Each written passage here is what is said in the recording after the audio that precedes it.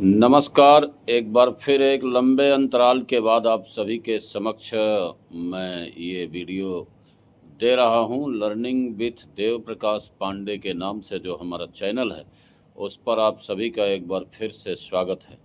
मित्रों, आज एक विशद समस्या पर मैं अपनी बात रख रहा हूँ और चाहता हूँ कि आप सभी के विचार इस पर जरूर आएँ।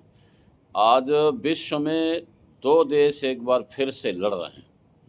एक और जहां यूक्रेन और रूस का युद्ध अभी पूरी तरह से शांत नहीं हुआ है, जबकि उसकी शांति के लिए दुनिया के तमाम देश प्रयास कर रहे हैं, तो वहीं दूसरी ओर इजराइल और ईरान का युद्ध भी शुरू हो गया है। यहाँ पर देखने वाली बात यह है कि सामरिक दृष्टि से अगर सैनिकों की संख्या की बात करें, टैंकों की संख्या की बात करें, युद्धपोतों की संख्या की बात करें, तो कुछ में इजराइल आगे है और कुछ में सैनिकों आदि की संख्या के लिहाज से ईरान इजराइल की तुलना में काफ़ी आगे है। लेकिन आज का जो युद्ध है वो पूरी तरह से तकनीक पर लड़ा जाता है, कूटनीति के सहारे लड़ा जाता है, जैसा कि हाल के दिनों में देखने में आया है। ऐसे में जो इस समय युद्धों का अनुभव है वो निश्चित तौर पर इजराइल के पास ज़्यादा लंबा है और पीछे के गाज़ा जैसे, फ़िलिस्तीन जैसे जो संगठन रहे हैं, जो देश रहे हैं, उनके खिलाफ लड़ने में इजराइल को अभी तक जो है वो सफलता प्राप्त हुई है, जो कि देखा गया है। तो अभी चूंकि वार पर वार और हमला वर्सेस हमला इजराइल ने ईरान पर किया, ईरान ने इजराइल पर किया, फिर से इजराइल ने कुछ ईरान पर किया और फिर से ईरान इजराइल पर कर रहा है। आज की जो खबरें टीवी आदि के माध्यम से हम लोगों तक पहुंच रही हैं, उनमें ये बात देखने में आ रही है। दुनिया जो चल रही है वो तीसरे विश्व युद्ध के मुहाने पर इस समय हमको लग रहा है कि खड़ी है।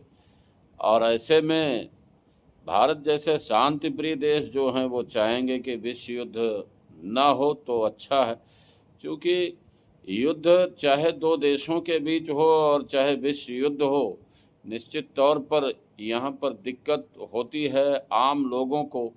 उन देशों को भी दिक्कत होती है जो इस युद्ध में शामिल नहीं हैं और शामिल नहीं होना चाहते हैं। हालांकि भारत की जो नीति रही है वो आज़ादी के बाद से तटस्थ होने की रही है, लेकिन मुझे लगता है कि यहाँ तटस्थ होने से शायद काम चलने वाला नहीं है और स्थिति जो है वो बहुत अच्छी नहीं दिख रही है। चूँकि एक और जहाँ इजराइल एक तरफ़ा बिना शर्त भारत का समर्थन करता है, वहीं दूसरी ओर भारत को सामरिक रूप से मजबूत बनाने में, सक्षम बनाने में रूस की अपनी तकनीकें हैं जो भारत को प्रदान की गई हैं, रूस का सहयोग है। और चूँकि इजराइल के साथ देखने में ये आ रहा है कि अमेरिका है और अमेरिका उधर यूक्रेन के साथ है, ऐसे में रूस जो है वो इजराइल का साथ नहीं दे रहा है और रूस ने अपने स्टेटमेंट में भी इजराइल का विरोध किया है।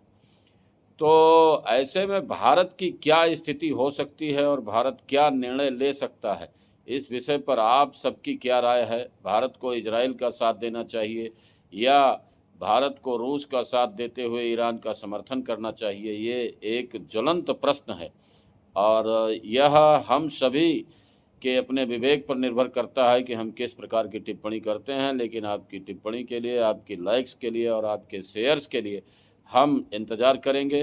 बहुत बहुत धन्यवाद। एक बार फिर से जय हिंद, जय भारत, जय भारतीय सेना।